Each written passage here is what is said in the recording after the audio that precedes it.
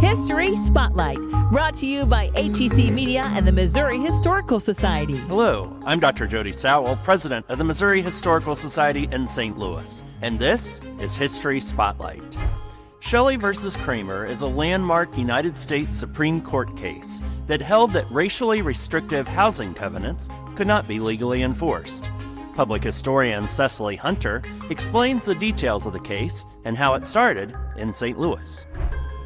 So at a time when St. Louis had a booming population and essentially people were migrating in, J.D. and Ethel Shelley, their story is one of which is infamous because of its ascension into the Supreme Court. Ethel and J.D. actually moved their children from Mississippi to St. Louis. And like many other families, they wanted to purchase a home. So they were actually shown 4600 Labadie, and they fell in love with the home and eventually put forth an offer. That offer was accepted. The Marcus Improvement Association with Fern as well as Lewis Kraemer pushed back. They became the plaintiffs of that particular case, arguing because of the restrictive covenant that was in place for that home, that therefore Black people could not live in that particular property.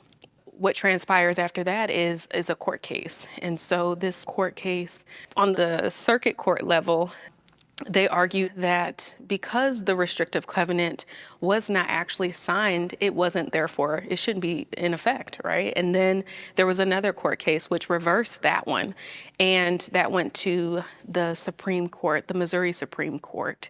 And then finally, on May 3rd, 1948, it was determined that the restrictive covenant could not be judicially enforced, even though it was considered to be a private contract, because it was in violation of the 14th Amendment.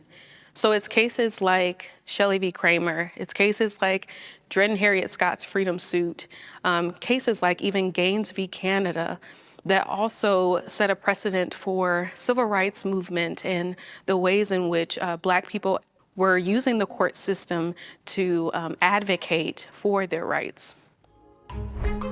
Next week on History Spotlight, the day Martin Luther King Jr. gave a speech to over 2,000 people in this very room. To learn more about the Missouri Historical Society, visit mohistory.org.